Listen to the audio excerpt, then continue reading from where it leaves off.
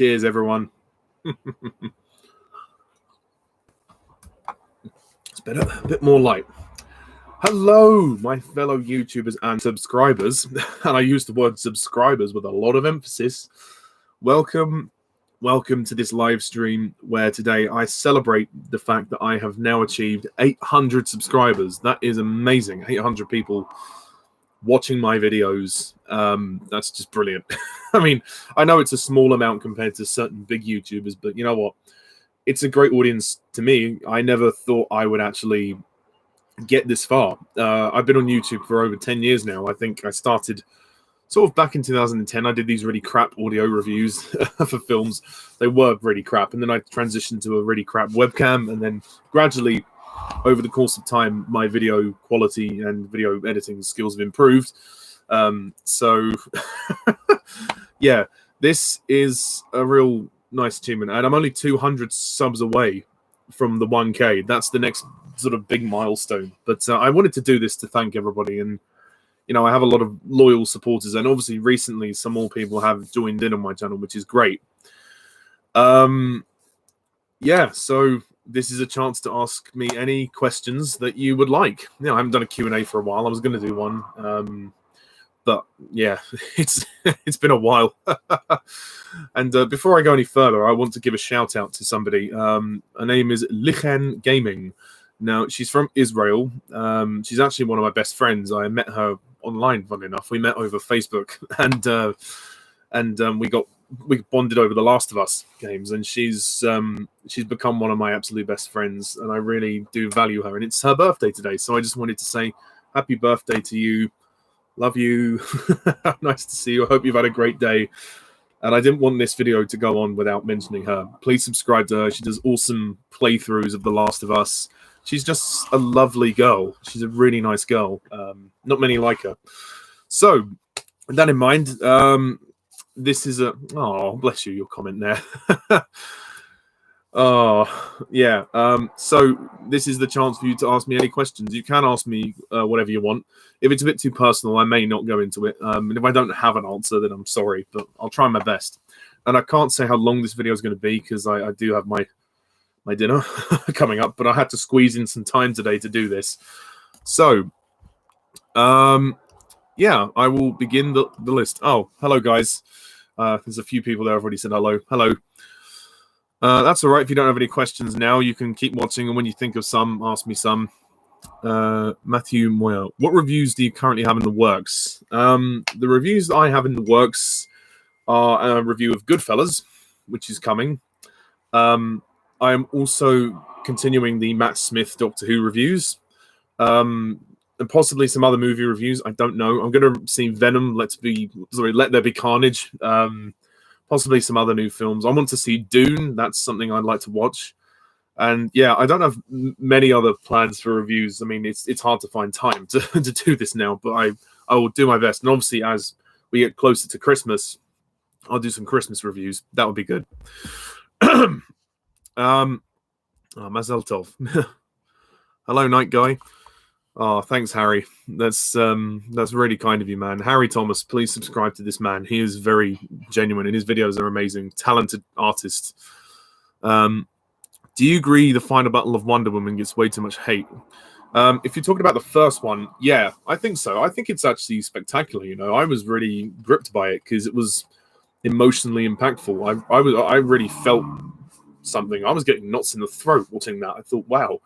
Because I really believed Diana's character journey, and I really felt that she had come of age and she realized that the world wasn't all black and white. And, you know, the loss of, spoiler alert, the loss of Steve Trevor was hard hitting. It was powerful. I think my opinion on the second movie has changed a bit, so maybe I'll have to re-review it. I haven't seen it for a while, but I thought about it on reflection and thought, I just don't know if it was that good.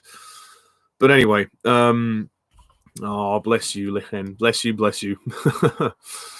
Lauren, are there any individual standalone Pixar theories you like, such as the Emily is Andy's mum theory, the old woman with the gun in Ratatouille is Anton Ego's mother theory?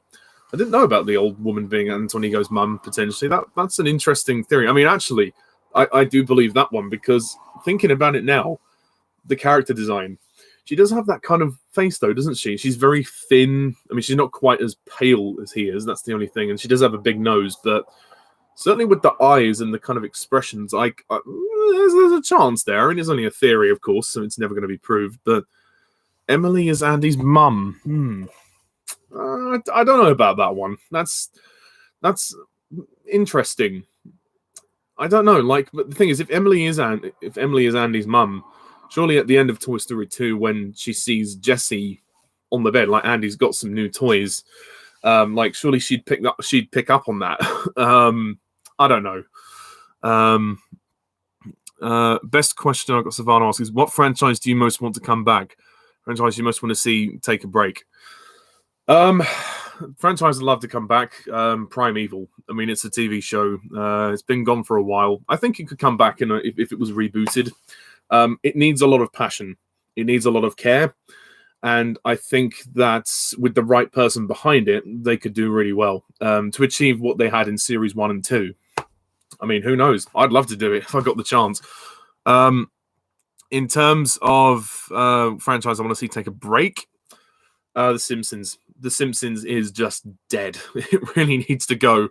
In terms of movie franchises, I suppose Fast and Furious, but then I haven't seen many of them, so I can't really comment too much. But yeah, definitely The Simpsons. It's bloody hell, it's run its course. I don't know why it's even still on the air, to be honest.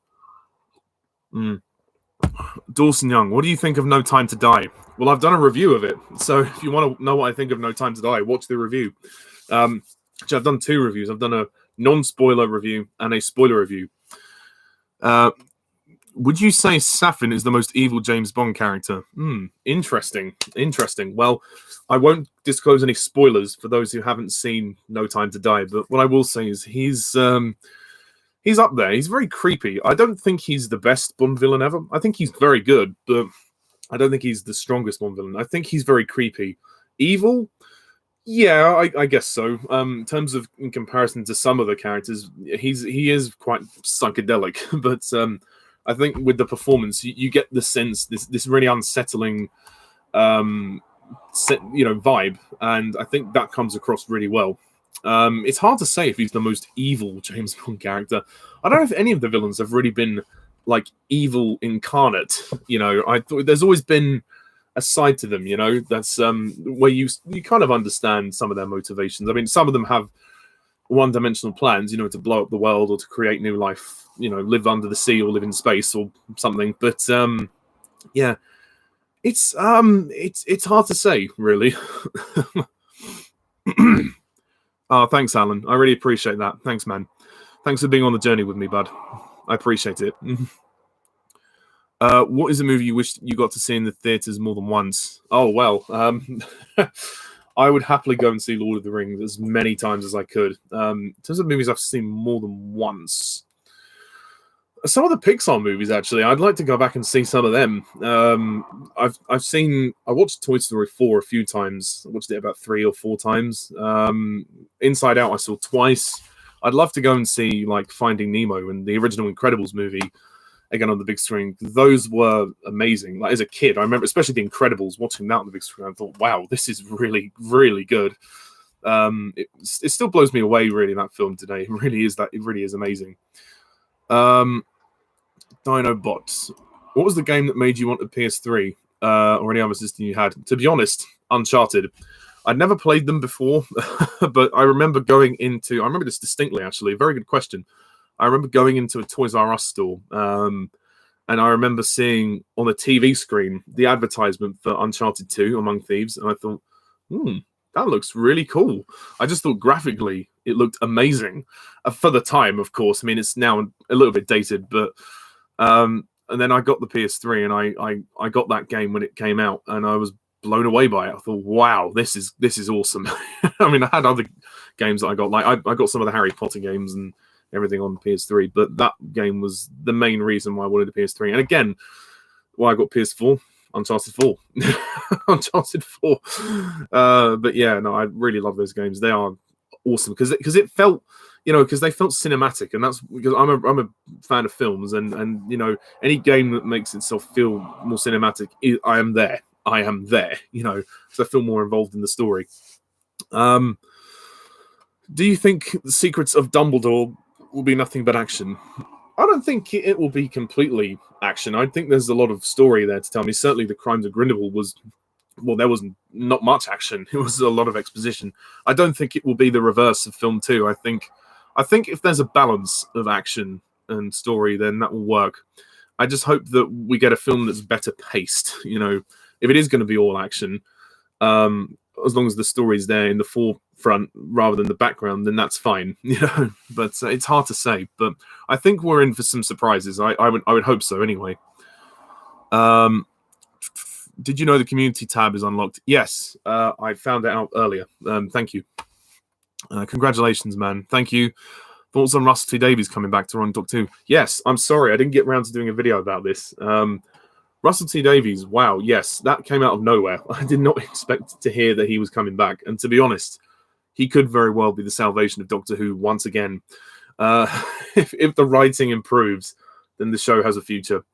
If not, then this is really the last chance. I think, I mean, I haven't seen much of Jodie Whittaker's era, but I haven't heard good things, if I'm going to be honest. I mean, my good friend Nicholas Payne is a big supporter of the era, and that's fine. Good for you. I mean, I can't really comment because I haven't seen much of it. I've only seen like the first story. But I've not heard good things about Chibnall's writing or about Jodie herself. Some people like her, but others are not so hot on her. So it depends. I mean, we'll have a new Doctor, so that's interesting. We'll have a new Doctor for Series 14 and for the 60th anniversary. But Russell coming back, I just hope that he delivers the scripts on the quality that they were in 2005 to 2009, where he was running the show again. I don't know if he'll run it for as long. Maybe he'll do 3 years or something. I don't know. I guess they've got to see how it goes. But I honestly think this is probably the best thing for the show in terms of the scripts. This is probably the right decision. Is Rewrite the Stars your favorite song from The Greatest Showman? Oh, that's a hard question. That's a difficult question. I love a lot of the songs in The Greatest Showman. That is one of my favorites. I love it. It's such a beautiful song. I don't know what my favorite one is. A Million Dreams is a favorite, possibly. Never Enough might be my favorite, actually. I don't know. Something about that song is just so emotional. I really like that song. I like all the songs. They're all great. There isn't a bad one in there. It's so hard to pick a favorite. It's a great film, The Greatest Showman. It's a lot of fun, that movie. I really like it. 22 becomes one of the screaming kids in the Himalayas. Yeah, I suppose so. Notice Moore and Dalton's last films as Bond end with kill in the title, while Brosnan and Craig have their last films have die in their titles. Probably pure coincidence. Yeah, maybe there's coincidence in that. I don't know if that was initially thought out. I mean, to be honest, I always think, thinking about it now, the way No Time to Die actually ends, it was probably always gonna have the word die in the title. They were obviously trying to tease something there, or maybe they weren't. Who knows? But I mean, the film. The film's called No Time to Die.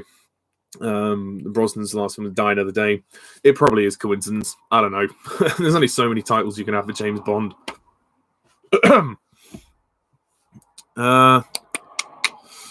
Okay. Awesome production. Have you ever seen Torchwood and the Sarah Jane Adventures? Would you consider reviewing them? I've seen the Sarah Jane Adventures. I've seen some of it. I watched some of it on TV, and I did have the DVD box set a while ago, but I sold it. I watched Torchwood's Children of the Earth, and I watched some of the first series. I think I watched the first couple of episodes. I wasn't keen on Torchwood, actually. I mean, I don't know. I mean, the first episode I watched was the one about the sex monster, which was a bit weird. But I'll give them a chance. Maybe I will review them. Like, once I've finished reviewing Doctor Who as far as I want to go, maybe I'll consider it after I review Peter Capaldi's Doctor Who, which I won't start till next year. So yeah, I'll see how I go, because timing-wise, it's hard to review a show because it takes up so much more time than just reviewing a movie. But as I've reviewed Doctor Who, I might consider it. I'm a big fan of Russell T Davies, so yeah, definitely.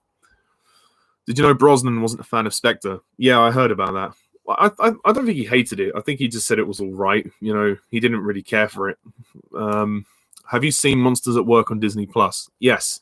I've not seen all of it. I think I've seen most of it. I think I have missed the last 2 or 3 episodes, but yeah, from what I heard, I mean, what I saw of it was good. You know, I don't think it was anything amazing, but it was better than Monsters University. I'll say that. Since they were considered to appear in Pirates 4 and 5 but couldn't because their actors were unavailable, do you think Pintel and Raghetti will ever appear in the Pirates franchise again? If the Pirates franchise continues, possibly. Well, we know that Johnny Depp's not going to come back, sadly. And to be honest, I think if they did continue Pirates of the Caribbean without Johnny Depp, it's, you know, he's such a big selling point of those movies. If anything, they'd probably just do a lame series on Disney Plus. I mean, that would be the only course of direction I think they should take. I mean, to be honest, Salazar's Revenge should just remain the last one. I mean, we'll see. I mean, if they are going to continue the movies or reboot them, and if they bring the characters back, I will gladly watch it and I will gladly support them. I like the characters, but I don't know. I don't know if they will, to be honest. I think Pirates of the Caribbean is probably done now. I mean, I could happily watch the movies go on, but it looks as though it's done because of the whole Johnny Depp incident. If Sam Raimi's Spider-Man 4 happened, what would you have liked to have seen? Oh, that's a good question. Well, I would have liked to have seen resolution with Sandman's character if they were going to bring him back. And I would have liked to have seen how Peter and MJ reforged their relationship, especially after the death of Harry.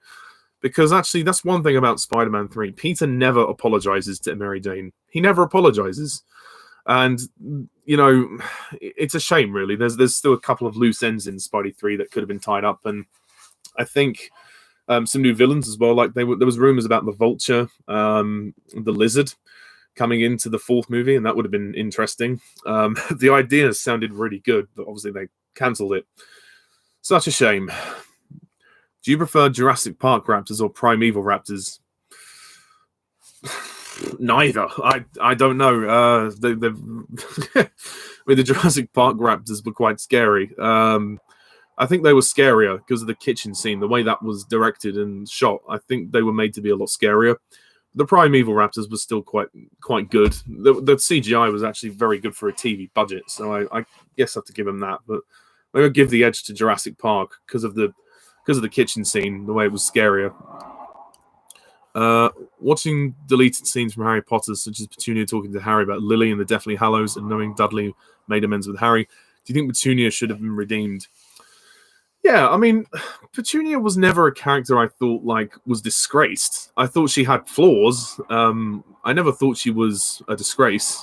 She certainly had her issues, and I think she was very, discriminative of her sister, and she could have maybe just, like Dudley did with Harry, just sort of like said her piece and then left. There was a scene.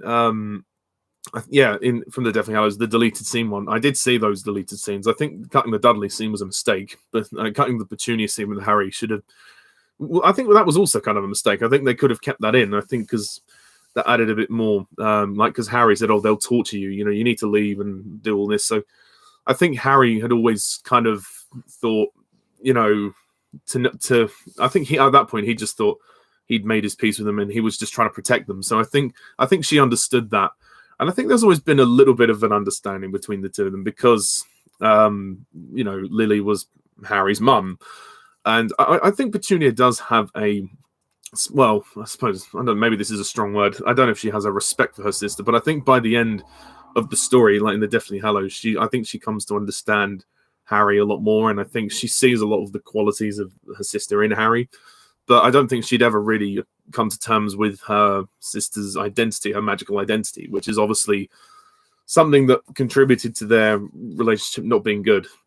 It's weird. It's hard to say. But I think, again, I don't think Petunia is a character who is like completely evil incarnate. Like she does care. I mean, she obviously cares about her son, but I think she's someone who has very extreme views. And I think maybe her views, maybe she could have been more open-minded. That's what I'll say, but I don't know. Is the honest answer, really. Which Hogwarts houses do you think the gang from Toy Story would fit in? I actually answered this in the last Q&A, so you can go and watch that and find out the answer. Do you agree Avatar is the best movie of 2009? I don't know if it's the best, but it's certainly very good. I think it's underrated. I don't know what the best movie of 2009 is. I think it's up there. I mean, there's certainly enough in Avatar for you to go, wow. I mean, it's a visual masterpiece. There's no question about that. Story, okay, fair enough. Take it or leave it. But I still really like Avatar for what it is. Yeah, don't know if it's the best movie of 2009 though, but it's close. Have you ever watched Dick and Dom? Do you have any thoughts? I've watched it years ago when I was a kid. I don't honestly remember that much about it, but from what I saw, I enjoyed it. I thought it was silly, but it was fun. As a kid, I didn't think too much about it. Do you collect Funko Pops? If so, which characters do you have? Actually, yes, I do. I have up there on the shelf a Wanda Funko Pop. I'm not going to get it down. And up there behind my picture somewhere, I have a James Bond one. I can't show them to you. I'll show them off in another video. But I have a James Bond one that I got for Christmas one year, and a Wanda one from WandaVision, which is cool. I think they're cute. And yeah, I'd like to collect some more, actually. There are some actually from No Time to Die. I got one for Nicholas Payne. I got him the Saffin one, which was cool. Hey, Ollie, here's my ranking of the 4 Daniel Craig Bond movies: Skyfall, Casino Royale, Spectre, Quantum of Solace. I changed my temporary username to Zach, Scary Movie Media Collector. I didn't know that. Sorry, I've been a bit busy. I haven't really noticed. So I guess, Zach, you haven't seen No Time to Die yet. If you do, let me know what you think of it. How do you rank Primeval Series 1 to 5? Okay, well, I can't include New World because I haven't seen it, but number 5 would be Series 5, easily. Then Series 4, then Series 3, then Series 1, then Series 2. So, do you think Blue will die in Jurassic World Dominion? I don't know. There's every chance, perhaps. I'd like to think not, but, it's common to kill off characters in movies, so I wouldn't be surprised if she does, but would be a shame if she did. Lawrence, what's the worst depiction of a British accent you've ever seen on TV and film? Oh, that's a good question. Oh, God. There's got to be one. I know there's... God, what is it? I know there is one where the accent is terrible. I can't remember what the film is. Fuck. It's definitely... I think it's an American trying to do a British accent, and it's... Oh, it's not good. It's not good. Oh, God. Man, I think there is one example, which is of a film called Your Highness, a comedy movie. I would say, I think James Franco does a British accent. I think. I don't remember it. I don't remember it being that good. I mean, I'll have to get back to you on that.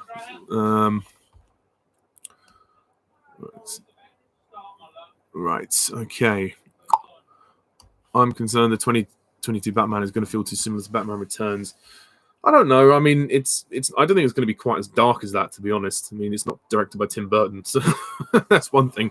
No, I actually trust Matt Reeves to do a really good job. I think he's a great director. I mean, watch his Planet of the Apes movies and you'll see how great he is. But yeah, I'm confident that he'll do well. And it's nice that they're bringing those characters back, actually. What do you think of this setup for rebooting Primeval? Carter gets visions of everything that's to come, even post-Series 5 events, tries to prevent things like some characters' death. Oh, that's cool. So like a prequel to what happens and almost like trying to rewrite / retcon what's happened before. Well, that's interesting. Yeah. I like the premise of that. That's cool. Do you think that there's going to be a live-action Disney Robin Hood? And do you think the characters will still be animals if it does happen? I think the characters won't be animals if it happens. But I think, yeah, there probably will be a live-action Robin Hood because there's so many Robin Hood films that why not? And yeah, I think Disney will screw it over like they do with all their remakes. I'm sorry, that's just my opinion. Do you think Black Panther 2 is unnecessary without Chadwick Boseman? Yes, I honestly do. Or at least it's too soon. I mean, I know that Disney are greedy fuckers and want to make money. I just think, recasting would be insensitive. I think no matter what you do, it's going to be insensitive. I think what I've heard is they're going to carry on with his sister. I don't know. I just think it's going to be too soon. And I just think people are going to watch it thinking about him not being there. And they're just going to think, this isn't right. This just isn't right. And that's what worries me, is that I won't be able to get into the film because I won't be able to get over the fact that the guy who's supposed to be in this movie is not here, because he's passed away, and it's not his fault. That's just I'm very sad that he lost his life. Like that. That was awful. But I just think sometimes there are more important things than earning money, and I think Disney are being very insensitive about this. Personally, right. Favorite movie or show deleted scenes, unused concepts. Suppose there's some deleted scenes in Doctor Who that I quite would have liked to have seen in the show. I mean, I can't name any off the top of my head, but yeah. Yeah, I know it's all right, Dinah, but don't worry about the clarification. You can always talk about it in the comments section or do a post or whatever. Any thoughts on the Halo games if you played them? I've only played them, I played one for about 20 minutes. I don't have an Xbox, so I've not really played them much, but somebody I know had one. They were fun. Yeah, it was good fun. Yeah, not much else to say. Top 5 favorite movie extended editions. Ooh, that's a good question. Never had that before. Well, okay. All 3 Lord of the Rings movies, like Return of the King, Two Towers, Fellowship of the Ring, I would actually go with Avatar. I think actually the Avatar extended edition is one of the few that actually really adds to the story. So that's 4. And the 5th one would probably have to be The Hobbit, The Desolation of Smaug. I haven't seen as many extended editions as one might think. Yeah. I mean, I would have said something like The Abyss or Aliens, but I've not seen the theatrical versions, so I can't really compare. So yeah, those are the ones I would say. 5 favorite sitcoms. Ooh. Well, I'm British, so I haven't seen all of the international ones. I mean, I haven't seen much of Friends. I'm sorry. Slap on the wrist. There's one called My Family in the UK, Only Fools and Horses, The Vicar of Dibley, Gavin and Stacey, if that counts, I would say. Don't know if that's 5, but those are the only ones I can think of. So they would have to be the ones that I choose. Oh, no, you haven't seen No Time to Die. Well, I hope you enjoy it when you do, because it's quite an experience. Franchise you'd like to see time skip to a next generation take. I'm assuming you're talking in terms of getting a Star Trek treatment, going to the next generation. Or no, sorry, you mean starting with a new set of characters, like a kids or younger set of characters. If that's what you mean, then Primeval. I'm not quite sure I understand the question. I think that's probably what you mean. I haven't listened to Coldplay's new album, but I do like Coldplay. Yeah, they're good. Yeah, Music of the Spheres. I'll have to listen to that. Do you think Ellie and Dina will get back together in The Last of Us Part 3? Well, I hope so. I would hope so. I think Ellie and Dina deserve happiness. Well, I think Ellie certainly deserves some happiness after the tragedy that she suffered in the first 2 Last of Us games. God, they are just amazing games. They are just so good. I need to re-review the second game because my opinion of it has changed significantly. And I know that the show is coming to HBO, which is interesting. So I need to find a way to watch that, even if I have to wait till it comes out on Blu-ray and I order it or rent it on Amazon or something. But one day I will see it and I will review it because I can't wait. I love The Last of Us. It's just such a beautiful story. Both of them I think are really, really great. Okay, that's cool, Clay. I mean, I haven't actually seen the Snyder Cut yet, so I can't compare. But I'm glad that you think so. Yeah, sorry, Clay. I've been busy over the last few weeks, but I'll try to get some more videos out over the next few weeks if I can. I can't promise I'll do a video every day, but I'll try my best. Do you think Jurassic World Dominion will still be a commercial success, even when it's coming out after a pandemic? Many fans' intense hatred for Fallen Kingdom. What's the hate with Fallen Kingdom? I don't get it. Okay, maybe it was a bit generic, but I was enjoyed it. I thought it was good fun. Certainly got back to some of the suspense that the first movie had. I would think Jurassic World Dominion would be a success. I don't think it will be as successful as its predecessors. But But I think by the time it comes out, maybe, who knows, actually, people may have been settled. I mean, No Time to Die has come out, and it's done fairly well, actually, considering that it's been released after the pandemic. So hard to say, but I think there's potential for it to be successful. But I don't think the franchise Jurassic World or Jurassic Park, whatever you want to call it, I don't think it has a huge future, because I think there's only so much you can do with dinosaurs. I mean, if they start sending the dinosaurs into space, then we know there's a problem. I mean, they did that with Ice Age, and look how that turned out. Have you seen Sherlock? If you mean the BBC show, yes, I have seen it. I have also seen the Robert Downey Jr. movies, and I can't wait for the third one. I'm not a huge fan, actually, of the BBC Sherlock. I actually think it's really overrated. Like, it's good, but I think the episodes are too long. I honestly think that they are far too long. I just can't get into them. I don't know what it is about them. I really can't get into them. The actors are great. It's the scripts by Moffat. I mean, okay, they're not bad, but I don't know, something about them. Maybe it's the runtime. Maybe the runtime puts me off. Like, yeah. Name one reason 2021 is better than 2020. Well, quite obviously, because the easing of COVID restrictions. 2020 was abysmal. It was just one of the worst years ever, and I hated it. Parts of 2021 I've hated as well, but this year has certainly been better. And also the fact is, we also got No Time to Die. Yay! I kept my popcorn tub from the cinema. I'm going to keep the memory alive. With that Primeval reboot setup I shared, if there was to be one character not die, but one that did not die to take his or her place, what would you pick to die and not die this time? Matt. Yeah, I would get rid of Matt Blanderson. I honestly think he's a pointless character. And I'd find a way to keep Nick Cutter, I don't know, really. It's hard to say. I haven't seen the show for a while. But yeah, probably those two. Which upcoming sequel / remake is the most pointless to you? Scream 5, Resident Evil reboot, Home Alone remake, Indiana Jones 5. Well, I haven't seen the Scream films, and I've not seen many of the Resident Evil films. I've seen about 4 of them. I don't care for it either way. Home Alone, I guess probably the Home Alone remake and Indiana Jones 5. I think Indiana Jones 5 is probably the most pointless one because of Harrison Ford's age. It's just, why the hell is he doing it? Other than money, I don't know. And again, the Home Alone franchise is just going to be the same as the first 2 movies. I reviewed the first 3 films, and it's a concept that gets tired so quickly. So I think, to be honest, the Home Alone franchise died after the second movie, after the second one. Have you ever played Grand Theft Auto Red Dead Redemption? I haven't played Grand Theft Auto.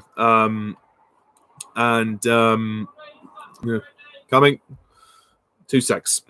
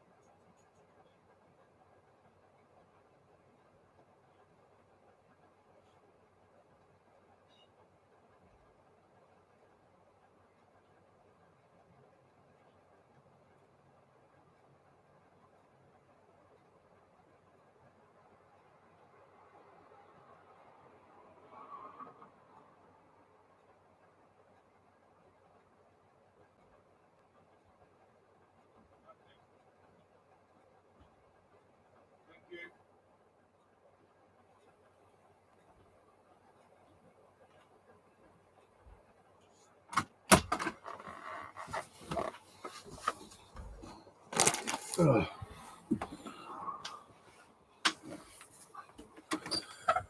Right.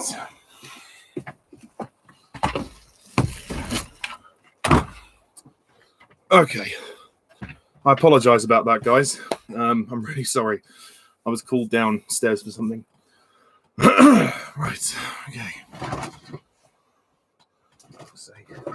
Why did everything have to fall over? Anyway, right. Do.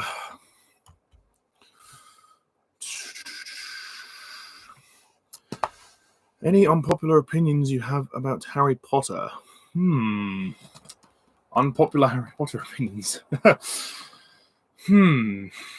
Interesting. Unpopular Harry Potter opinions.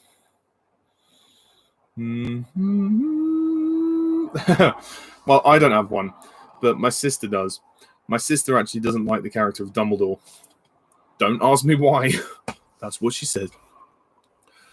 Apparently there was meant to be a Primeval episode where Diplodocus came from an anomaly. Massive parasites eventually. That would have made a good episode. Sounds interesting. Yeah, they kind of did something like that with the first series, where the episode where Tom died. That was an interesting story, although that was a dodo bird for some reason. I did mean like a Star Trek Next Generation. Oh, okay, right. Do you prefer the theatrical cut or director's cut of Aliens and Terminator 2? Well, I haven't seen the theatrical cuts, so I'm going to have to say yes by default. Who's your favorite iCarly character and why? Ooh, okay, that's an interesting question. I'm going to say Spencer. I don't know. I just think he is funny. He's just hilarious. I think I really enjoyed all the scenes with Jerry Trainer. His comic timing was really great, but he was always there for his sister. He was a real he really had to step up and had a lot of responsibility under his belt. Opinion on Nora from iCarly. Who's Nora?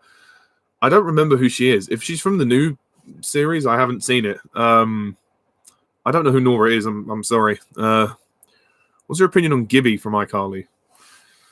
I think Gibby's a good character. Yeah, I think there were times when they went into his sort of emotional, softer side, and that was good. But he was essentially a comedic character, and there was a lot of times where he took his shirt off for some reason. But no, he was well played. I remember the episode called "I Win a Date" when they tried to get Gibby this girl that he fancies. He has a crush on her, and in the end, he meets some other girl in the restaurant at the end when he's dancing with his shirt off, which is interesting. Yeah. Do you prefer Teehee or Baron Samedi, and why? I don't know. Baron Samedi's more nuts. Teehee's, creepy because he has the claw.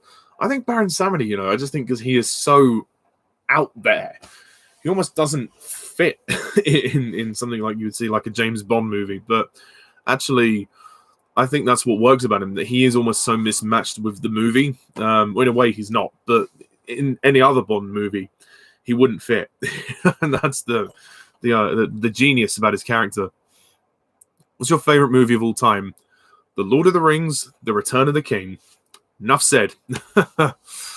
Apart from Bond, what are some of your other favorite film series? Other than Bond, it would have to be the Middle-earth films, specifically The Lord of the Rings. Harry Potter, not including Fantastic Beasts. Sorry, Harry. Pixar, they're not really a series, but I count them as a series, to be honest. X-Men I really like. Star Wars is also a favorite, I would say. Pirates of the Caribbean I think are fun adventure movies as well. So there's a good few. And also Back to the Future. They're fun trilogy of movies. Other than Cars 3, are there any other Pixar endings you would change? Pixar endings I would change. Going through all the films. Perhaps Cars 2. Because I don't bloody know what the ending is. I think Mater gets knighted or something, and there's this big convoluted exposition dump about the oil and Miles Axelrod or something or other. Cars 2, I honestly I don't know what the hell was that ending was, to be honest. Yeah, it was kind of confusing. And also the good dinosaur. I feel like the good dinosaur at the end. I mean, okay, it's nice that Arlo reunites with his family, but I feel like there should have been more of a conversation rather than him just turning up and then they cut to the credits. I think there could have been something more. We could have seen that his family treat him better than they did at the beginning. I think that would have been nice.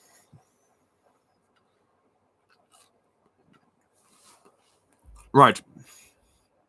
Was Series 6 as bad as you remembered it to be?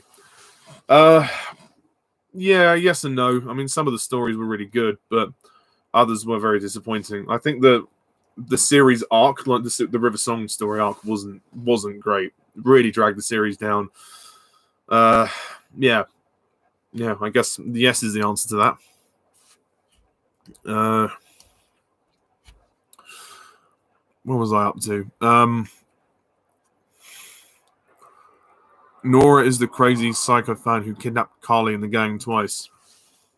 Oh, right. I don't think I've seen that episode then because I don't know who she is. I can't remember.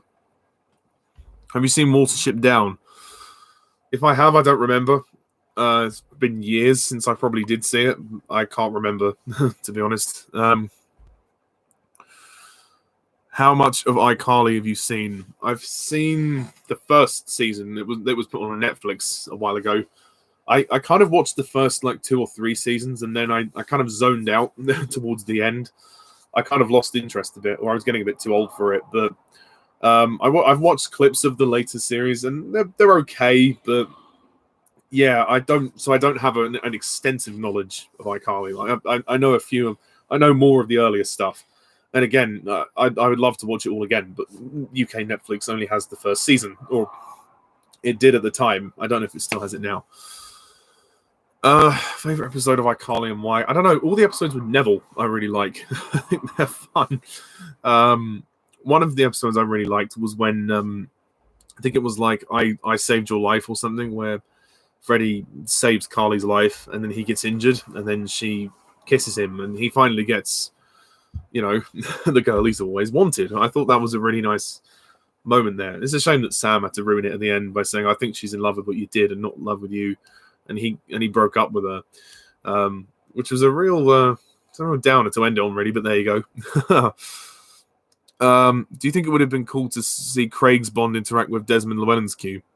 Oh yeah, I think it would have been really interesting. But perhaps Desmond would have been a bit too old to be in the movies by the time he gets to Casino Royale. I mean, at the time, Craig was, came into the series and wanted to reinvent it all anyway. So. Yeah, sad, but I think to be honest, him and Ben Whishaw have a good rapport. I mean, it's I always thought that the rapport with Craig and Whishaw was similar to Bond and Q from the old films, except Ben Wishaw's younger and he's more of a techno geek. But in terms of the relationship between the two characters hasn't really differed that much, I think, and it's still just as fresh as it was back in the days of Sean Connery, which is great. Favorite Roger Moore Bond henchman and why? It's a good question. Thinking about the 7 films, probably Jaws. Quite obviously, I mean, he's a great physical presence. The teeth are really intimidating, but there is a humanity to his character, and he did sort of change over the course of Moonraker. And I like that he returned. They brought him back for another film, and he got a good, satisfying ending. He died happy with his love. So I suppose there's some comfort in that. And I just thought he was a real physical adversary for Bond. But yeah, no, Jaws, very iconic. Have you seen Speculus the Tarbosaurus movie from 2012, also known as The Dino King? And do you think it's better than the Lion King remake? I haven't honestly seen it, but I would probably say it is better than the Lion King remake. What isn't? What isn't better than that movie? Do you think Baron Samedi would have worked in Moonraker or not? No, quite honestly, no, I don't think so. Because, again, like I said earlier, he's so far removed from any other Bond film other than Live and Let Die. I think because of the kind of the voodoo nature of that movie, I don't think you could place him in any other film. Perhaps you could place him in Spectre and in the Day of the Dead scene, but that's the only other place I would really say. Okay. My aunt-in-law loves Fantastic Beasts, but doesn't like Harry Potter. Interesting. If you could change one thing about the Star Wars prequels, what would it be? The script. Quite honestly, the script. George Lucas is not a great writer, and he's proved that. I mean, he did get a bit better with Revenge of the Sith, but even then, there were still some problems. But I just don't think it's his forte. You know, I think, to be honest, George he's a good producer. He has great ideas, and he has a vision. But I just think he doesn't have the creative skills to execute his vision. I feel like someone else directing his movies and writing his movies to help him shape it would be honestly a lot better. And I appreciate maybe nobody wanted to do it, and that's very sad to hear. But those prequels really needed to be rewritten. I mean, you know, I have fun with certain scenes. Don't get me wrong, and I mean certainly with Revenge of the Sith, that one is the most fun to watch. And it, you know, George does direct that one quite well. I'll give him that. You know, there are some good emotional scenes in that one. But yeah, as a writer, sorry, George. Do you prefer the Lord of the Rings trilogy or the Bond series, and why? That's a hard question, man. That's like me choosing between my siblings. I can't do that. You know, I mean, Lord of the Rings is what inspired me to want to go into media and into the filmmaking industry. But the Bond series has meant a lot to me. You know, certainly over the last decade, nearly, I've been a huge Bond fan, and you know, I just really grew to love the Bond films. And the Bond films, I suppose, both of them in a way have helped me want to progress into film, because without having become a Bond fan, I wouldn't have strived to make my own Bond films, which maybe one day I'll talk about them on this channel. So yeah, I guess it's hard to choose, really. I mean, The Lord of the Rings, there's only 3 films, well, 6 if you want to count The Hobbit, but the Bond series, there's a whole plethora. There's like an evolution of filmmaking there. I love both the same for very different reasons. I can't choose. I'm sorry. You're asking me to choose between siblings there. It's too hard.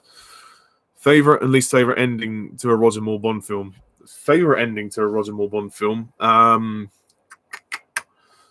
You know, I don't know, actually. Quite possibly the Live and Let Die ending. You know, when he's on the train with Solitaire, and then they get attacked by Teehee. That was a really awesome ending. And the worst ending, For Your Eyes Only, easily. For Your Eyes Only has a stupid ending. I'm sorry, Sam. I know you're going to hate me for saying that, and you're going to disagree with me. But the Margaret Thatcher scene, you know, it's just comedically, it was just silly. I just didn't like that. I just thought it felt out of place with a movie that was trying to be more serious. I don't know. It wasn't funny to me. I'm sorry. Would you have liked to have seen Blofeld in a Roger Moore, Timothy Dalton, and Pierce Brosnan era, or did it not bother you? Well, technically, Blofeld is in For Your Eyes Only, not legally, but he's in it at the beginning. But yeah, I would have liked to have seen Blofeld go up against the other Bonds. That would have been great. I mean, the only other one who did go up against was, I guess, Lazenby. Well, maybe Sean Connery in some of the earlier films. But yeah, it would have been nice, certainly for Roger Moore. I mean, they had the chance to do it for Roger Moore. They could have done it for him. But yeah, no, at least we got Spectre back in Daniel Craig's era. That's good. What would be your favorite Disney film per era? That might not be something you can answer here, to be fair. Yeah, I mean, depends like how you define by era. Do you mean like decade, or I don't know, like, well, my favorite Disney animation movie of all time is The Lion King, so I can give you that. I really like one of them. I can list maybe my top 5. The Lion King would be one. Aladdin, Beauty and the Beast, The Little Mermaid is really grown on me, that one. Mulan is another one. So many. Bambi's a great one. You know, I think those are some of my favorites. But I'd have to do, maybe one day I'll do like a ranking of like my top 10 favorite Disney animation films. I'd have to watch and review all of them. It would take ages, but I would like to do it at one stage. It would be fun. What's your opinion on the scene in Gavin and Stacey when the vicar has a go at Gavin, and why?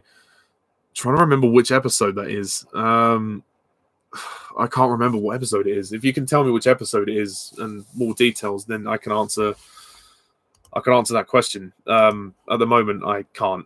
I don't remember the scene, to be honest. I'm sorry. Opinion on Tebow from Icarly. Tebow, the guy who dresses up as the blue dinosaur? I think that's who it is. Yeah, he was cool. He could have been a good asset to the show, but they only had him for the one episode. Do you use discussion sites like Reddit? No.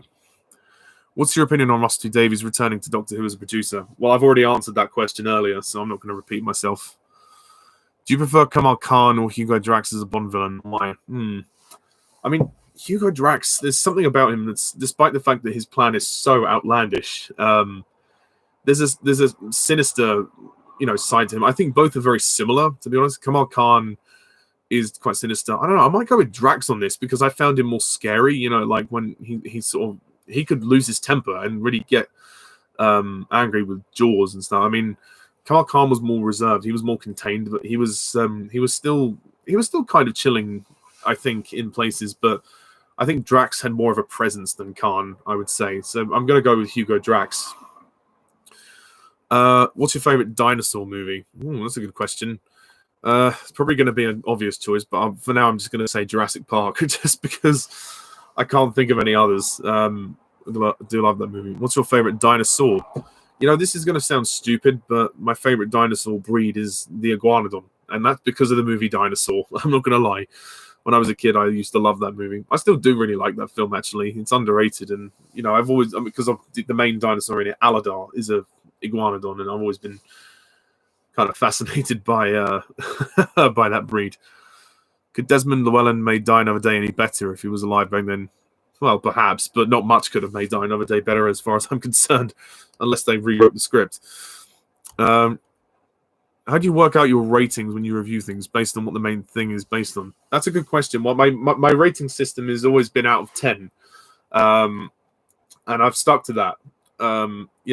Usually if I do a rant, obviously I do comedy ratings, and that's basically equivalent to a 0. So I give it nothing out of 10, which is that's something I do for comedy, but it equates to a 0. But this is like a guidance for my rating system. So 10 is like absolutely brilliant, 9 very good, 8 solid, 7 decent, 6 passable, 5 okay, 4 mediocre, 3 bad, 2 terrible, 1 abysmal, and 0 just flat out off the rails. That's awful. That's kind of the guide for how I do it. I mean, the only thing I can say in terms of the movies I watch is I look at all the elements and go, how many flaws are there? Are there, what can redeem this movie? If I give something a 0, I think, is there anything I like about it? Even if there's like tiny things, sometimes I don't forgive the movie and I just go all out and I rate it that. Or it depends what mood I'm in, really. If a movie angers me that much, like the 50 Shades movies, then I don't hold back. I can be kind, I like to be fair, but at the same time, sometimes I can't be fair. It depends on the movie. It depends on the movie. And giving something a perfect 10 out of 10 obviously is quite can be controversial sometimes, but again, I have to look at the movies. Sometimes I do give things a 10 that other people don't, but it's just a personal preference. I look at it this way: it's my own personal opinion, so if people want to disagree, then that's up to them. But yeah, the rating system, I don't think about it that much. I just kind of go with the flow. I don't have any preconceptions about ratings before I watch a movie. Before I do my reviews, I don't script my reviews. I do them off the cuff. But what I do is I watch what I'm going to review before I do the review. So I process my thoughts kind of as I'm watching it.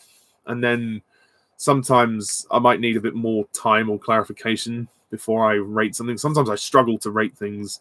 I don't quite know how I feel. But most of the time I'm pretty sure about how I feel about something. And I don't like to kind of be influenced by other reviewers. I just go from my own opinion. It's just, there's no point. There's no point looking at other people and going, I want to copy them. I don't. It's my own. Again, it's my own channel, my own rating. So I hope that answers the question. Who would win in a fight, Jaws or Jaws? Lol. I like what you did there. As in the shark or the Bond villain? That's a good question. Very, very clever play on words there. I don't know. the shark has more teeth. But then again, we saw that fight, and Jaws won, as in the character Jaws won in The Spy Who Loved Me. I believe it was The Spy Who Loved Me. Yeah, he bit into a shark and blood came out of it. So technically, that's already answered your question. Do you think that Sheriff Pepper would have worked in Moonraker, since the movie is very comedic? Potentially, yeah.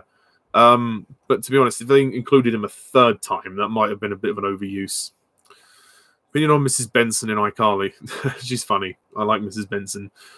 Sometimes she's a bit like overzealous. I mean that is the character. She's like overly prissy and sort of overly protective of her son, Freddie. Sometimes they kind of overuse her, though. I think that's my only criticism. But other than that, she's good. Films you think equally as sloppy as execution as the Star Wars prequels? There's quite a few, actually.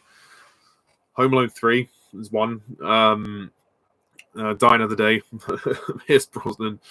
Very sloppy. The Disney live-action remakes, most of them are very sloppily executed. Venom is another one, the original Venom. A lot of people seem to love Venom. I don't know why. I'm sorry, I just can't get into it. I will see the sequel and I will review it, but I thought that was very sloppily executed, to be perfectly honest. Have you seen Black Mirror? No, I'm really sorry. I'm boring. Favorite character in Vicar of Dibley and why? Ooh, that's a good question. I love all the characters in the Vicar of Dibley. I don't know. There's so many. I mean, I don't know. I think it's a toss-up between Jim or Owen. I think one of those two, I would say, would be my favorite. They're just hilarious. I love all the characters. They're all brilliant. Alice is also... I just think Alice is brilliant. Opinion on Doris from Gavin and Stacey. Oh, she's hilarious. You know, love the fact that she's an OAP, but she's a player. You know, she has young men around her house all the time, and then she's like flirting with Gavin, like, anytime you want to pop in. Love her. I forgot the name of the show, but what do you think of the premise of this show? It involves a reformed vampire working as a police officer. Never heard of it. Sorry. Was it the Daniel Craig Bond films that mainly inspired you to do filmmaking? No, I mean, I've technically already answered this. Somebody asked me about, I think it was you, Sam. You may have even asked me about Lord of the Rings and James Bond, which one do I prefer? And I went on to talk about how kind of they both inspired me. Lord of the Rings, I mean, specifically Lord of the Rings, they were the films that I saw when I was like 9 years old. I watched them on DVD. My uncle had the extended versions, and I watched all three, and I just went, wow, if anyone can do that, then anything is possible. And I loved the story, and I loved the idea of the emotion of it and the experience, and I thought, I would love to do that one day. That would be so cool. And every time I used to go to the cinema as a kid, I used to always say, I was saying to my parents, you know, oh, who was your favorite character? What was your favorite bit? You know, I used to get really involved in it, which is great. And with Bond, you know, I haven't been a fan since I was that young, but Bond inspired me. I suppose it did inspire me to go into filmmaking because I'm making my own Bond films. So yeah, in the sense they both kind of inspired me in many different ways. But the Daniel Craig ones, I suppose, got me into the Bond franchise. I mean, Skyfall was the first one I saw in cinema. And then I just kind of went, oh, wow. Like, I sort of suddenly became obsessed with James Bond, which is great. Did the No Time to Die ending impact you more than War for the Planet of the Apes? Very good question. I mean, both are impactful for very different reasons.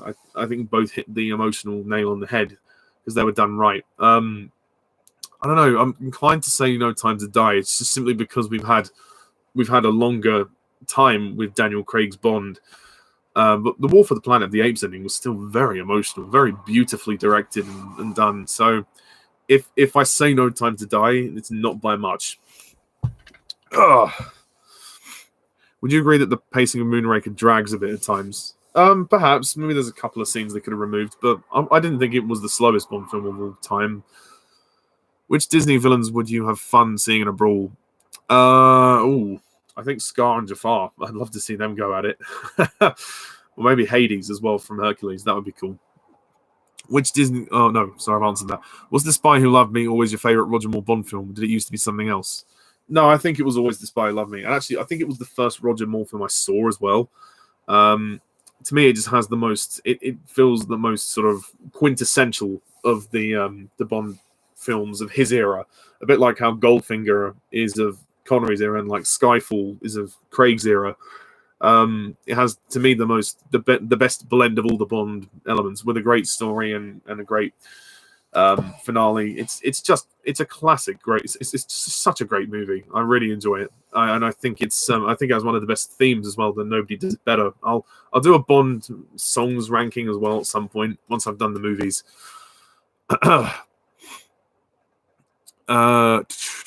It's about the sandwiches. Oh yeah, that was quite a good scene. From what I remember, it was quite good. Favorite Indiana Jones film? The Last Crusade, by a mile. He's the guy who works at the Groovy Smoothie in Icarly. Oh, okay. Yeah, I don't remember much of him. Sorry. Would you agree that Drax would have been suited to a more serious Bond movie? I think he works fine in Moonraker, but perhaps, yeah, he could have worked in another film. He could have worked in any of the films, really. Favorite M and why? That's a good question. I know I love Judi Dench as M. I love Judi Dench. Certainly when she's with Daniel Craig, I think she's great, and she was good with Brosnan too. I suppose I'll go with Bernard Lee because he was the original. He defined it. He was there the longest, I think. And he really he just owned the role. He was brilliant. But I never dislike any of the M's. I even think Robert Brown's pretty good, but he's probably my least favorite M. And I like Ralph Fiennes as well in the Craig era as well. I've thought of this since a 4-year-old. Do you think Disney's Robin Hood can take down his talents? Sorry, can take down with his talents a Carnotaur from Dinosaur? Yeah, potentially. That would be cool. Great to see. When you watch movies or TV shows, do you always analyze them, or do you just sit back and enjoy them? It depends. I mean, if I'm reviewing something, then yes, of course. Sometimes if I do, like when I go to the cinema, I do basically analyze things now all the time. My mind has totally become analytical because I do reviews. I review a lot of the films that I go and see. There's been occasions where I do just turn my brain off and just kind of enjoy the ride. Certain films I go and see, I don't always review. Like I saw the new Candyman film recently. I nearly fell asleep during that film. It was so bad, so I couldn't be asked to review it. There've been very few occasions where I just can't be asked to do a review. But most of the time, yeah, I do analyze things. Yeah, but I like to enjoy things too. You know, I do like to, certainly if I'm chilling out, you know, in the evening and I'm tired, I do watch occasional trash things, you know. It's important for your brain to kind of just enjoy things, you know, absorb shit every once in a while. Does a 6 mean you like a film but only just? Well, I don't know if you were listening, but earlier I explained my rating system. 6 means passable. Like, yeah, so it's kind of all right. It's under average. Top 5 worst live-action Disney remakes so far. Okay, well, in no particular order. The Lion King remake. Lady and the Tramp remake. That fucking sucked. Mulan's remake. Aladdin remake. And Dumbo. Those are, I think, the 5 worst, but most of them are not great, to be honest. If Your Eyes only came out after The Spy Who Loved Me, would you been happy with that? Were you glad Moonraker came out when it did? Well, I'm a fan of Moonraker, so yeah, I'm happy Moonraker was released. I enjoyed it. I thought it was fun. I can understand why people think it's silly, but I don't honestly think it's as bad as people say. I think it's just fun. I just take it for what it is, you know. It's a film that was made to be silly. I think, yeah. If you could choose between one of these, would you pick Cure for Cancer or World Peace?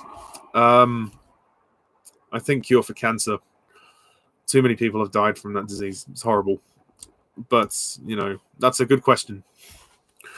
Which did you find more sad, the death of Tracy or the death of M, and why? That's a good question. I might have to say the death of Tracy, just because of the extent of the relationship she had with Bond. Like in On Her Majesty's Secret Service, the romantic element is very strong, despite George Lazenby's bad performance as James Bond. I still bought the romance somehow. And there's something more tragic about her dying 10 minutes after they got married. You know, I think there's a real sadness about that. It's heartbreaking. It's really heartbreaking. Still remains one of the greatest Bond moments to this day, and that was where the franchise dared to be emotional. That's not something they'd ever really done with Sean Connery up to that point. So yeah, I'd say that one. But I still love the death of him in Skyfall. That was super sad. I mean, the way that their relationship had changed or evolved since Casino Royale up to that point. She was more maternal to him, and you know, she meant a lot to him on a personal level, and that's what I really appreciated. They changed the dynamic a little bit, not too much, but a little bit for us to care when she was dying. But her death is so significant because it's a turning point. So it's like the franchise came full circle with her death, and they were able to kind of bring things back to how they were, like the old office and you know, the man as M, Moneypenny and Q. Like, it was all purposely done in the right way, and being the 50th anniversary, I thought it was the perfect way to do it. But yeah, was Skyfall always your favorite Bond film? Yeah, pretty much. I contemplated for a while about Goldfinger. That was the first one I ever saw, but no, I think Skyfall is my favorite Bond film. Spoiler for my ranking. And Daniel Craig has always been my favorite James Bond, and he probably always will be, to be honest. Opinion on Sam in iCarly. Yeah, I like Sam. I mean, there were times where I thought sometimes the humor was a bit over the top. She could be a bit overly nasty to Freddie at times, but she was likable enough, and they did kind of mellow her out a bit over the years, and it was interesting to see her date Freddie at one point. I mean, she's good, you know, and she is funny. You know, I think Jeanette McCurdy's a good actress. So yeah, I like her. What was your first reaction after watching No Time to Die? Well, you've seen my review, Sam, so you know the answer to that question. What would you replace every Disney live-action remake with? I'd replace them with new content. You know, why does it have to be more sequels or, you know, universes and everything? Just create new content. It's that simple. Any standalone Pixar theories you don't like? No, I think they're interesting theories. I don't have a personal issue with any of them, really. What's your opinion on the episode of Gavin and Stacey where Bryn is Gavin's friends over at his house and then goes out clubbing? Oh, I like that one. That's a good one. Bryn gets down with the kids. Bryn is a great character. Yeah, I really enjoyed that. Probably will call it quits soon because I have to eat my dinner. What was the last film you saw in the cinema with my parents? No Time to Die. I've seen No Time to Die about 4 times now. I saw it the first time with my friend Nick Payne in London. Then I saw it with my parents 2 days later. Then I saw it with another friend. Then I saw it with a different friend. So I've seen it with different people each time. But I'll probably see it again. Definitely one more time. Yeah, certainly as new films will be coming out soon. So I'm going to make the most of it before it stops, because it's Daniel Craig's last one. So yeah. I meant out of the Bond movies, what are Daniel Craig movies the ones that inspired you the most? Well, yeah, probably. I mean, they got me into the franchise, so yeah. What do you think of Saruman's death scene in the extended version of Lord of the Rings: The Two Towers? Just to correct you, it's actually the Return of the King that they had the scene in.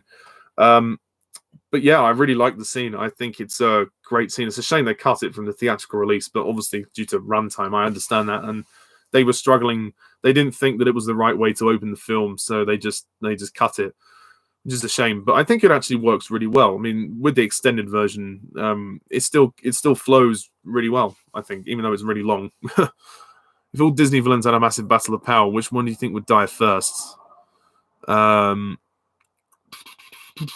Oh God, who would die first? Oh, I don't know. I think Sean Yu maybe, because I don't know. I just don't think he's as menacing as some of the others. I don't know. Would you prefer Scar to fight Jafar in snake or human form? Oh yeah, I'd agree. The snake. Yeah, I think that would be awesome. I can imagine that being a really brutal fight, actually. As someone who may want to watch James Bond for the first time, how would you recommend the way to approach the films? Very good question.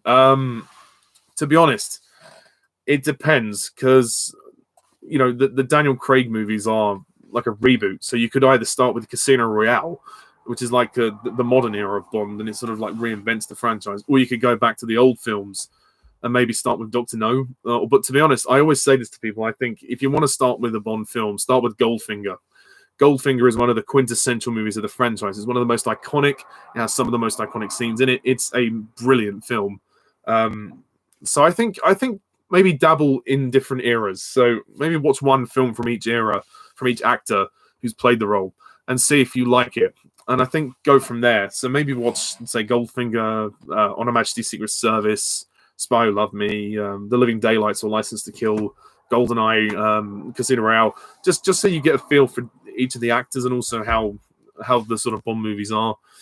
And if you like them, then you can sort of carry on and watch the rest. That's what I would say.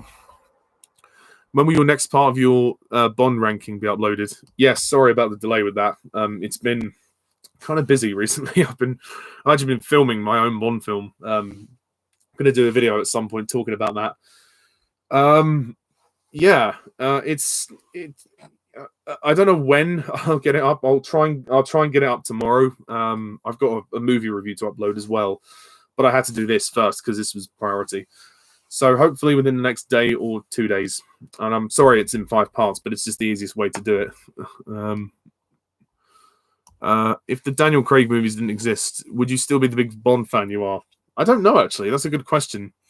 I don't know if I can really answer that, because, maybe I would. Maybe I would be. I don't know. I'd probably have seen more of the movies by this point anyway if I wasn't a huge Bond fan. So, yeah, there's every possibility. Oops, I believe that Saruman died in Return of the King. Yeah, yeah. I believe it's the Two Towers book, but it's the Return of the King film. But don't worry, it's fine. You probably discussed this before. How do you feel about Chris Pratt cast as Mario and Jack Black cast as Bowser?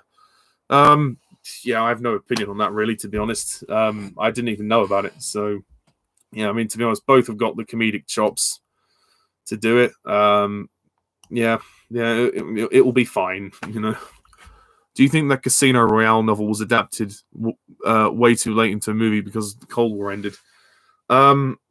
Maybe. I mean, I don't know. I mean, I haven't read the novel, so I can't really compare. But I can say that it looks like a very strong adaptation. They obviously had to modernize a few things, but it's a far better adaptation than the '67 movie.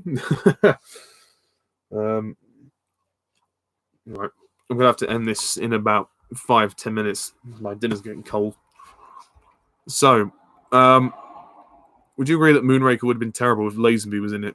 Well, I may not have enjoyed it as much. Yeah. Opinion on John Cleese's Q. Yeah, he's all right. Do you prefer M or Q as a character, and why? I don't know. I mean, I think Q probably, because of all the gadgets and all of the sort of the banter. There's more of banter between Q and Bond. But M is still good. I've never had a problem with M as such. Most frustrating computer malfunction experiences. When I was editing a film, Adobe Premiere Pro just crashed. It used to crash quite a lot. I was editing a film called Christmas Bonding, which is my own Bond film. And yeah, it's a nightmare. But never mind. It happens. Do you prefer Savalas or Waltz as Blofeld, and why? I'm not going to answer that yet. I'm going to save that for a video. Hello, Jared. Nice to see you. Which crossovers of 2 Disney films do you think would most work? No, Hercules and Aladdin already did on TV. 2 Disney crossover films. Interesting. That would be interesting. And I think the Little Mermaid and Hercules would be cool. Because you've got the irony of that is the Little Mermaid, all the mermaids living under the sea, and then the gods living high up in the in the sky. I don't know. Maybe that would be cool. I don't really know. Was there any Bond film that you didn't give a 10, but you now give a 10? I don't know, actually. I don't think so. No, I've always been certain about the ones I give a 10. Yeah. Favorite Bond ending and why? You're just waiting for me to say No Time to Die. Don't worry, I'm not going to say that movie. Favorite Bond ending? I like the Skyfall ending a lot because of the way that it ties things together. It kind of like it culminates kind of the old and brings in the new. So it literally brings the series full circle, and it allows the franchise to continue in almost the way it used to with the classic era, which I really, really love. So yeah, but I also think the Casino Royale ending is amazing when Craig shoots Mr. White and then he stands up and he says, "The name's Bond, James Bond." That is so good. That is just brilliant. Excuse me. Hello, Daniel. Nice to see you. Favorite scene in The Spy Who Loved Me? Well, there's so many. There's loads. One of my favorite scenes is the opening. When he goes down when he skis down the mountain and then he opens up the parachute. That is just brilliant. It's such a great stunt, and it's an amazing risk that they took, but they did it really, really well. Do you prefer Casino Royale and No Time to Die? Sorry, do you prefer Casino Royale or No Time to Die, and why? Well, I'm not going to answer that because I want you to watch the ranking when it comes up. So stay tuned. Opinion on Kenneth Branagh's Russian accent in Tenet. Should have actual Russian actor been cast as at all? Good question. I actually thought Branagh's accent was pretty good. It was convincing enough to me. I thought, okay, it's pretty decent. I mean, the character was a right arsehole, but he was meant to be. So I think it was fine. What composer would you like to see? What composer would you like to see do for a Pixar film in the future? We've had a lot of Michael Giacchino recently. I don't think John Williams has ever composed a Pixar film. I might be wrong, but I don't think he has. I know he's getting old now, so if he was to do one, he'd better hurry up and do one. I don't know. I'd like them to keep the kind of the emotional beats into the score, which I always like. I mean, Pixar are so intent on emotion in their films, and I think that's going to be a constant thing. But I would also want the composer to bring their own style into it. I don't know which specific composer I would like to do the score for the next film or for the future films, but certainly somebody who has their own flair. Who could be an auteur of music in that respect. Someone who's individual, basically. If Primeval had things play out better, do you have in mind how many series it could last before ending, or do you see it going on long if successful? We'd still be getting new episodes this year. It depends. It's hard to say. I think if the first series was successful, it could maybe get at least another 2 series, maybe. It's usually like after like 3 series, a show kind of goes downhill as the norm. But who knows? You just need to. I think if you had someone who was really passionate about it, you could keep it going. But it just depends. I mean, look how long The Simpsons lasted. Opinion on Freddie and Icarly. Yeah, I like Freddie. Good character. Very solid guy. Very technically talented. Always had a thing for Carly, but a very decent guy. I think. Not saying he's a flawless person, but yeah, he's on the level. Do you prefer the Bond films to be more campy or more serious overall? I don't prefer one or the other. I like both styles, and I think they both work, respectively of the eras that they're in. I think a blend of the two, which works well, is good as long as it's not overdone. Funny trivia. I don't care for the Pixar theory yet. I kept coming with ideas how it could work. Well, you obviously have some kind of interest in it. Opinion on Dawn and Pete from Gavin and Stacey. Hilarious. Time after time. Enough said. I'm seeing it for the second time next week and then probably on a flight. I'm assuming you mean No Time to Die. In which case, enjoy. Last question. What was the worst movie theater experience you ever had? The Emoji Movie. Enough said. I was with my friend. There was only about 3 or 4 other people in the cinema. It was. I mean, thankfully there wasn't more people, but that was awful. What's your opinion on the characters in Gavin and Stacey's surnames being named after serial killers? I think it's funny. Yeah, Peter Sutcliffe. Yeah, it's a good little joke. It's nice that they got some clever writers for Gavin and Stacey. Favorite and least favorite Bond villain death. Favorite Bond villain death. I don't know. That's a good question. Think about all the Bond villains. Least favorite Bond villain death would probably have to be Gustav Graves. Because of how stupid it is, time to face gravity. Oh, please. Best Bond villain death. I don't know. Oh, God, it's hard to say. Even Goldfinger's death is a bit silly. I don't know, actually. That's a good question. Maybe a certain villain from No Time to Die.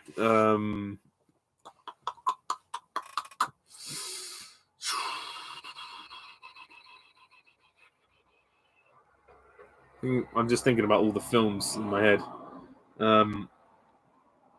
Yeah. I actually don't know. I'm actually going to say a certain character from No Time to Die. So I can't spoil the film, so you'll have to work out who it is.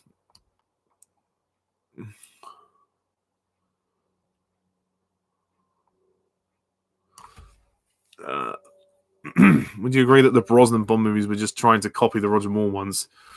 I think there's every inkling, yes. I mean, certainly Brosnan wanted to go back to a more light-hearted approach. I just think his portrayal doesn't blend well together. It's not terrible, but I just think that Brosnan could have done more to elevate his performance. I thought his performance was it was all right. He got better in The World Is Not Enough, but I still think they never found they were trying to find a middle ground with his Bond, but I just think that they never quite found, his own sort of individual stamp on the role. And the movies that were made, I don't think he was given the best movies, to be perfectly honest. GoldenEye is the good one, but the others, take them or leave them. Are you on Instagram? Yes, I am. I am on Instagram. Excuse me. Would you agree that Stromberg has the best Bond villain lair? He certainly has one of the best Bond villain lairs. Yeah, I would agree with that. Thank you. Nice to see you. And I'll be signing off soon myself as well. So not too many more questions, I'm afraid.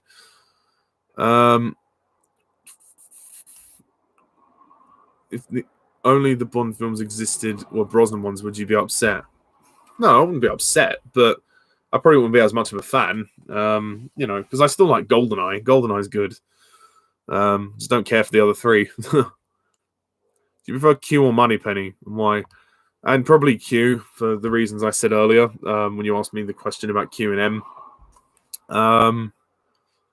If Roger Moore was in Diamonds Are Forever, do you think you'd like it? I don't know, maybe. The movie is, I don't know, way too campy for me. I don't know. Well, of course, No Time to Die, the best ending, lol. Yeah, you would say that. Neville and Icarly. Yeah, well, I touched on Neville earlier. I really like Neville. He's probably one of my favorite characters in the show. I thought he was, I thought he was really cool. Did Daniel Craig say James Bond in Quantum of Solace? Actually, that's a good point. I don't think so. I don't think he did. Opinion on the Poirot TV show with David Suchet. I've only seen a few episodes, but it was very good. I think it's very well written, and he plays the role extremely well. I mean, it's so good. Even though you love it, would you agree that No Time to Die wasn't as good as the trailers made it out to be? No, I disagree with that. I think it was as good as the trailers made it out to be, personally. After you saw Skyfall, which old Bond films did you decide to watch? Or did you decide to watch the old Bond films in order for the first time? I sort of picked them at random, yeah. I got the Bond 50 Blu-ray set for Christmas that year in 2012.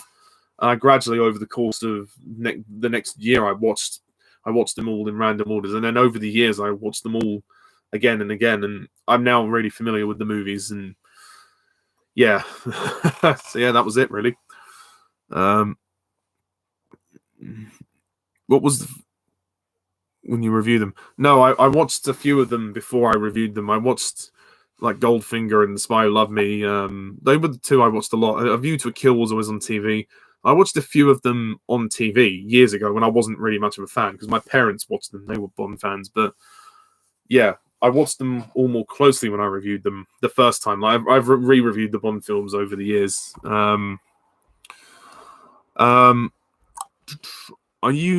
Do you prefer Bond films to be individual adventures or have a story arc? I think, to be honest, I like it both ways. I like the fact that we've had the individual adventures in the old timeline, and in this Craig timeline, we've got a continuous arc. So I think it shows versatility, and I think that it shows that the series can do both things. So I like both equally. I have no problems either way. I don't know what they'll do with the next guy, but if they make it a continuous story, great. If they do it as individual adventures, also great. Are you glad Tamahori never returned to direct another Bond film? What would your reaction be if he was to return to the series? Well, I would honestly think Barbara Broccoli and Michael G. Wilson would have lost their marbles if they consider bringing him back. I mean, okay, if some people like Die Another Day, that's fine, but I just don't. I think it's the worst Bond film. I think Tamahori should never be allowed within reach of a Bond film again, to be honest. When's your Bond film out? Well, actually, yeah, my Bond film is going to be out in 2022. So next year, hopefully. It's been a long time coming. Just to give a bit of background info about my Bond films, I made my own Bond film called Family Bonding. And the idea was that it's kind of based on the sketches I've done, the Bond life sketches. It's the James Bond actors as characters, and they are a family. It's done as a sort of a comedy, but there's a bit of action in there as well. I've tried to treat it a bit like the Bond films, and the first one was called Family Bonding, and I didn't think it was amazing, but people really liked it. They liked the idea, requested a sequel, and I made Christmas Bonding a year later, which was the sequel and a Christmas version. But the one I'm making now is called 50 Slices of Bonding.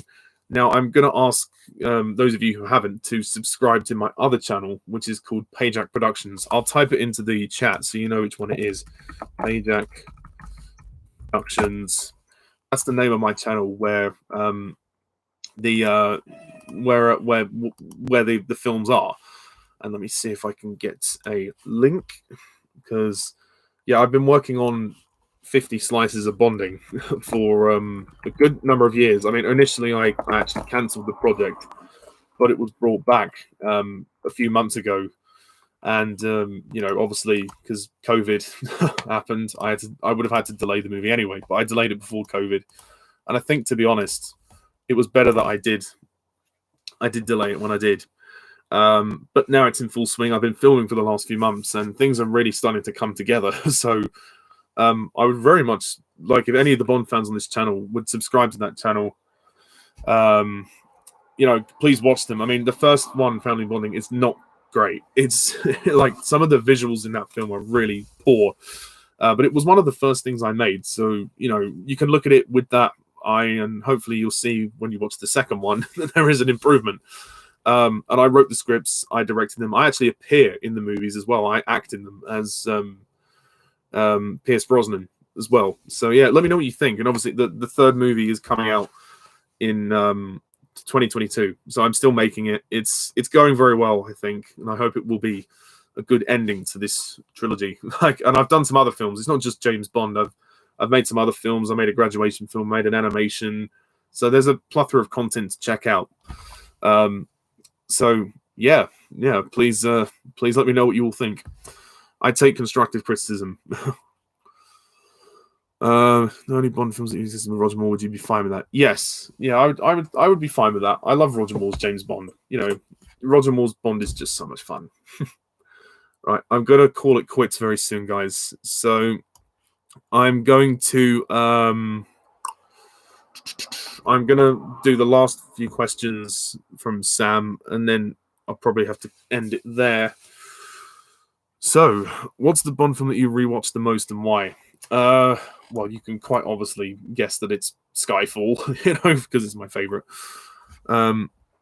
Yeah. Thanks, Jared. Yeah, it's great. I've done well. This is my third one now, so yeah, I hope you like them. They're just meant to be fun. Although this third one is I'm putting much more effort into it, making it more emotive and dramatic. So it's a little bit of a shift in tone, but hopefully the comedy is still there. And there's quite a big cast actually now, which is amazing. Yeah. Why don't you like Winton Kid as a henchman? I don't know. They're just a bit too silly, to be honest. I never really gravitated towards them, and the way they always kept speaking, at the end of their sentences with Mr. Wint, Mr. Kid, I don't know. I just didn't think it worked, to be honest. They're not like the worst characters ever. I just didn't really care for them that much. When did you decide to make your own Bond movies? Well, the first movie, Family Bonding, I had to make a film for college. I was studying media at college, and I decided we had to do a final film as our final project. We could do like a short film, music video, advert or something. So I chose to do a film, and I thought, you know what? I want to do a James Bond film, but I couldn't emulate the series. I couldn't do something that was derivative of what the Broccolis have done. So I kind of just thought of the idea, wouldn't it be cool to have all the Bonds in one film? And I'd done the Bond life sketches, and I kind of drew a lot of the inspiration from that. I'd kind of come up with the idea there, and then I'd shared the idea with my friend Jack, the film fanatic, and we created those. So, but these films were sort of going to be an expansion on that, and a further sort of iteration of the idea. So yeah, that's how it started. And then I got some acclaim from the first one, despite the poor visuals. People thought it was funny, and they wanted to see another one. And then I had so many ideas that I said, you know what, I'm going to make two more. I wanted to make a trilogy. So yeah, that's where it all started. Have you ever lost interest in Bond and stopped watching the movies? There have been periods where I've dipped in and out of it, but I've never fully turned off from the franchise. But there's times when I've had a break from it. How often do you watch the Bond series? Every so often, yeah, quite regularly. And there's some of the movies I do dip into quite a lot. I mean, they're always on TV as well, so you sometimes come across them as well. Right. I'm only going to go for a few more. I'll just answer the last few questions, and I'm going to call it there. Have you seen the Sherlock TV Holmes show with Jeremy Brett? No, I haven't. Are you looking forward to watching Series 7 of Doctor Who? Yeah, it might be interesting. I mean, anything's got to be better than Series 6, so yeah, I hope it's good. Any plans for the 60th anniversary of Bond? I mean, we're not going to get a movie, of course, so I don't know. Maybe I'll do some kind of reflection on Bond. Maybe I'll do like a Bond 60th anniversary live stream or something. I don't know. I'll see what I can think of. Or I'm still going to do like my James Bond impressions video. That's coming hopefully next year as well.